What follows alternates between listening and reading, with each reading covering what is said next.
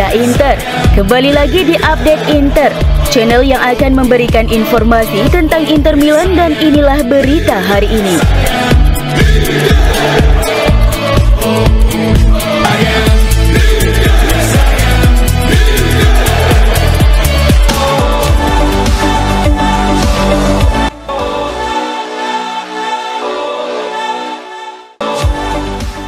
Pekan ini Inter Milan akan melawan Atalanta. Kehilangan lebih banyak pemain akan sangat merugikan tim asuhan Inzaghi yang sudah bermain tanpa beberapa pemain, terutama di posisi sayap. Namun situasi sulit ini sedikit membaik dengan kembalinya Carlos Augusto. Saat melawan Feyenoord, beberapa pemain Inter terlihat kelelahan. Bahkan salah satu pemain, De Vrij, tidak bisa bermain karena mengalami masalah saat pemanasan sebelum pertandingan Liga Champions. Padahal seharusnya ia bermain sebagai starter. Kabar baiknya, hasil tes menunjukkan bahwa De Vrij tidak mengalami cedera serius. Ia hanya mengalami peradangan ringan pada lutut. De Vrij berusaha untuk segera pulih agar bisa bermain melawan Atalanta di Liga. Sementara itu, Fratesi ditarik keluar saat pertandingan Liga Champions karena masalah fisik ringan. Untungnya, mantan pemain Sassuolo ini hanya mengalami memar di pergelangan kaki. Zalewski, Di Marco, dan Darmian masih belum pulih untuk pertandingan Liga melawan Atalanta.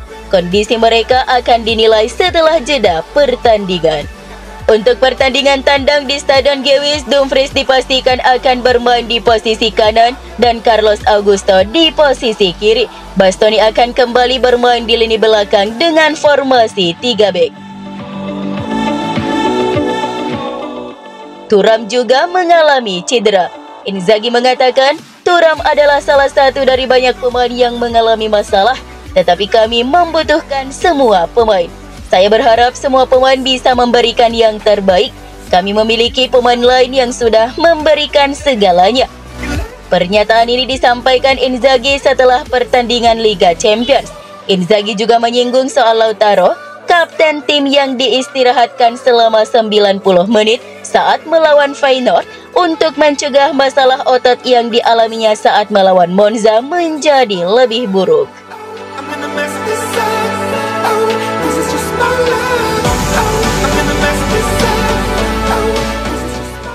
Berkat kemenangan dalam 2 pertandingan melawan Feyenoord dan lolos ke perempat final, Inter Milan asuhan Simone Inzaghi diperkirakan akan mendapatkan pendapatan UEFA mendekati 100 juta euro, menurut Calcio e Finanza. Secara rinci, Inter Milan memulai dengan sekitar 50 juta euro dari partisipasi, market pool, dan peringkat. Namun berkat hasil grup, peringkat, dan lolosnya ke kedua babak sistem gugur, angka ini meningkat sekitar 49 juta euro. Dengan demikian, Inter Milan berpotensi melampaui rekor yang dibuat pada 2022-2023 ketika mencapai final di Istanbul dan menghasilkan 101,3 juta euro.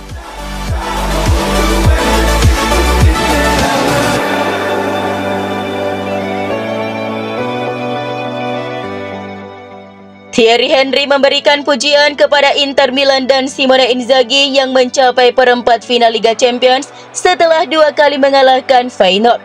Henry berbicara di Stadio CBS Sports. Henry kagum dengan filosofi yang diterapkan Inter sejak Inzaghi mengembangkan formasi 3-5-2 yang digunakan Antonio Conte untuk mendominasi Liga. Inzaghi mengangkat klub dari keterpurukan yang telah lama dialami. Jika sebelumnya orang hanya berbicara tentang berpartisipasi di Liga Champions, kini frasa yang sama memiliki makna yang lebih dalam, yaitu upaya untuk memenangkan Oregona, julukan trofi Liga Champions. Inter tampak memegang kendali bahkan saat bertahan. Lihat pertandingan melawan Arsenal, mereka bertahan dengan baik dan tidak memberikan banyak peluang. Orang-orang sering membicarakan tim, tetapi jarang membicarakan pelatih. Inzaghi luar biasa dalam hal taktik yang ia terapkan. Saat Anda melihat bek tengah di lini tengah, bek sayap kiri yang sangat tinggi di sayap, bek tengah di tengah yang memberikan umpan silang ke kotak penalti untuk bek tengah lainnya, gelandang yang bermain ke dalam untuk membawa bola keluar, saya jarang melihat hal itu dalam sejarah dan khususnya di Italia. Ini adalah tim yang harus dihormati dan pelatih yang juga harus dihormati.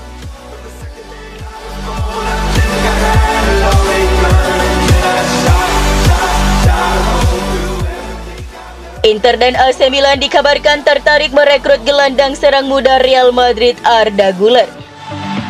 Menurut Sport ES, pemain 20 tahun itu mempertimbangkan pindah klub musim panas mendatang dengan Serie A sebagai tujuan utama. Minimnya waktu bermain membuat Güler mempertimbangkan opsi keluar dari Madrid. Meski demikian, Los Blancos tidak berencana melepasnya permanen dan hanya bersedia meminjamkannya. Beberapa klub Bundesliga seperti Bayer Leverkusen dan Eintracht Frankfurt dikabarkan tertarik meminjam Güler. Namun sang pemain lebih memilih pindah ke Italia. Baik Inter maupun AC Milan disebut sebagai kandidat serius untuk mendapatkan Güler musim panas mendatang. Mengingat sikap Real Madrid, kemungkinan besar kesepakatan hanya berupa peminjaman.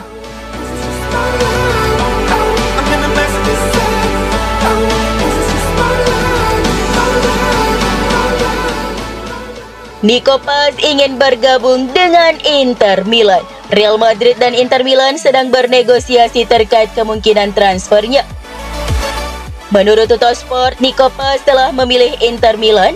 Ia tertarik dengan sejarah klub dan Serie A, serta dibujuk oleh wakil presiden Inter Milan, Javier Zanetti.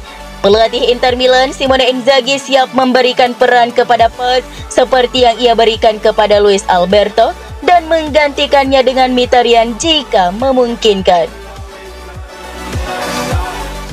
Real Madrid memiliki opsi untuk membeli kembali Paz dari Como pada bulan Juni dengan harga 9 juta euro. Inter Milan ingin membeli Paz langsung dengan harga 20 hingga 25 juta euro, meskipun Real Madrid mungkin ingin memasukkan klausul pembelian kembali. Jika ada klausul pembelian kembali, harganya bisa mencapai 40 juta euro, seperti yang terjadi pada transfer Hakimi. Inter Milan ingin menghindari situasi di mana mereka merasa memiliki pemain yang diparkir oleh klub besar Eropa lainnya.